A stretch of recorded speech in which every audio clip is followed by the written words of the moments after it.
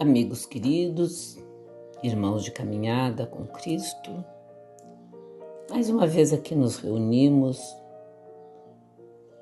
em busca do Evangelho, mas não apenas para buscar o Evangelho, mas para colocá-lo em nossas vidas, no nosso dia a dia. Lembremos sempre que Jesus não nos chamou para deixar tudo que temos, para deixar nossas vidas no dia a dia. Mas Jesus nos chama sempre para colocarmos o Evangelho nas nossas ações, no nosso dia a dia. Naquelas pequeninas ações que muitas vezes passam despercebidas, naquele contato com os outros, naquele saber ouvir o outro, entender, perdoar, não magoar-se. Aí é que temos oportunidade de vivenciar tudo aquilo que Jesus nos ensinou. E hoje trazemos mais uma das pérolas presentes no Evangelho psicografado por Allan Kardec, mas com as palavras de Jesus. Vamos trazer hoje o capítulo 14, Cristão sem Cristo, do livro da Esperança, psicografado por Chico, e a mensagem nos chega ditada por Emmanuel. Tem duas passagens do Evangelho e depois a reflexão. Então, o título desse é Cristãos sem Cristo. Tem uma passagem de Jesus citada por Mateus. Vinde a mim todos vós que estáis aflitos e sobrecarregados, que eu vos aliviarei. E outra passagem do capítulo 6, item 4 do Evangelho. Assim o Espiritismo realiza o que Jesus disse do Consolador prometido. Conhecimento das coisas, fazendo que o homem saiba de onde vem, para onde vai e por que está na terra. Atrai para os verdadeiros princípios da lei de Deus, consola pela fé e pela esperança. Então, amigos, aí temos um postulado muito forte que nos chega de Jesus. Que recebemos o Consolador prometido, a Boa Nova, o Evangelho, para o colocarmos em prática. E aqueles que sofrem, mas que sofrem com humildade, com entendimento, pode não termos o entendimento na hora, mas com aceitação acima de tudo, esses serão consolados. Vamos ver o que nos explica Emmanuel. Muitas vezes, vemos pessoas que referenciam o Divino Mestre com todas as forças da alma. Entretanto, menosprezam honrar o Jesus na pessoa dos semelhantes. Guarda-lhe as memórias de Jesus entre flores de carinho, mas é necessário que estendamos os braços aos que clamam por ele entre os espinhos da aflição. Essa reflexão está muito interessante, porque todo o tempo ela mostra o paralelo entre honrar a Deus e colocar Deus em prática através dos nossos semelhantes. Então, Jesus, muitas vezes também, além de Deus, é referenciado, é exaltado, mas aquele próximo, mais próximo a nós, às vezes espezinhamos, maltratamos, não entendemos. Então, essa reflexão está muito interessante, por isso chama-se Cristão sem Cristo, porque se referencia a Deus, mas se esquece do próximo. Vamos continuar vendo o que nos mostra Emmanuel. Esculpe-lhe as reminiscências nas obras-primas da estatutária, sem qualquer intuito de idolatria, satisfazendo aos ideais da perfeição que a beleza te arranca aos sonhos de arte. No entanto, socorre, pensando em Jesus, os que passam diante de ti, retalhados pelo cinzel oculto do sofrimento. Imagina-lhe o semblante aureolado de amor ao fixá-lo nas telas em que te se corporifiquem os anseios de luz, mas suaviza o infortúnio dos que esperam por ele nos quadros vivos da angústia humana. Então, amigos queridos, todos nós somos discípulos de Deus. Somos aqueles que decidiram seguir Jesus. Somos discípulos de Jesus, desculpem, né? Somos discípulos da luz e todos nós temos em nós a luz do Mestre adquirida através dos seus ensinamentos. Quando nos dedicamos a aprender os ensinamentos de Jesus e colocar em prática, tem uma passagem no Evangelho que fala para não colocar a luz abaixo da candeia, e sim sob o alqueire. Então, que a nossa luz possa beneficiar a outros tantos.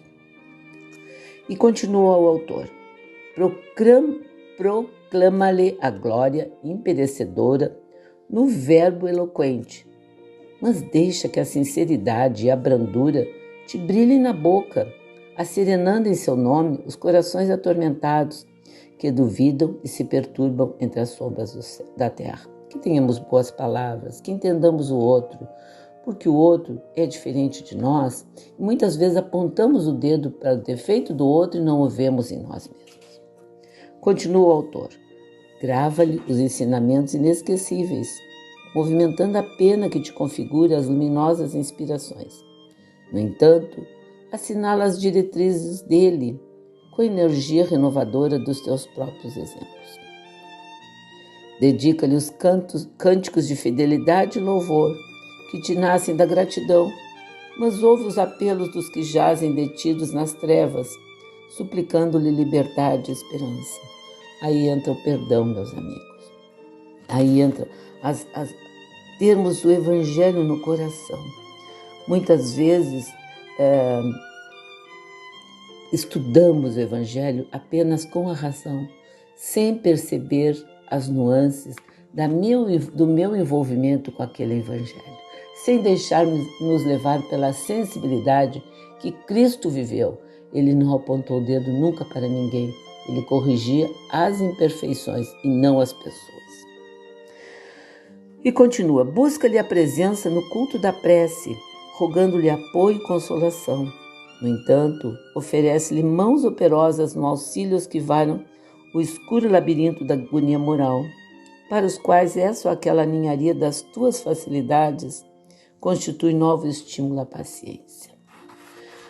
Que tenhamos paciência, que tenhamos coragem de mudar. O Evangelho nos ensina a deixarmos o homem velho, a deixarmos o ego de lado, pensando em auxiliar os outros, não naqueles momentos pensados, mas naquela situação que surge no momento.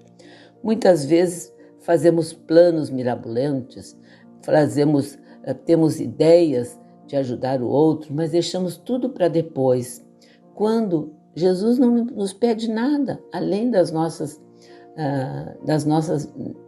possibilidades, e as possibilidades se apresentam no dia a dia. Através das numerosas reencarnações, temos sido cristãos sem Cristo. Conquistadores, não nos pejávamos de explorar-lhe o patrocínio nos excessos do furto. Piratas, dobrávamos insensatamente os ajoelhos para agradecer a presa fácil. Guerreiros, em absoluta insanidade, pedimos que nos inspirasse o melhor modo de oprimir. Agora, a doutrina espírita nos revela, por mentor claro e direto da alma, ensinando-nos a responsabilidade de viver. Olha que perfeição! Responsabilidade de viver. É imperioso saibamos ser dignos e dignificar a Jesus na nossa consciência, acima de qualquer demonstração exterior, procurando refleti-lo em nós mesmos. Entretanto, para que isso aconteça, é preciso, antes de tudo, matricular o raciocínio na escola da caridade, que será sempre mestra sublime do coração. Que lindo isso, Jesus. Amigos, matricular o raciocínio na escola da caridade. A caridade para com os outros, a caridade para conosco mesmos, a caridade como fórmula de vencer a ignorância. Muitas vezes somos ignorantes porque não conhecemos ainda a beleza do amor. A beleza do amor é aquele que se dá, que se doa, sem esperar nada em troca. Para isso, amigos, precisamos de um longo trabalho interno. Precisamos de uma relação interna com o Cristo. Não basta façamos a olhos nus ou para que os outros vejam a caridade. É importante que a façamos nesta relação interna de sentimento, de entrega para o Cristo. Repito, sem deixarmos as nossas tarefas, mas que a façamos sempre sob a inspiração do Evangelho. Aí seremos cristãos com Cristo.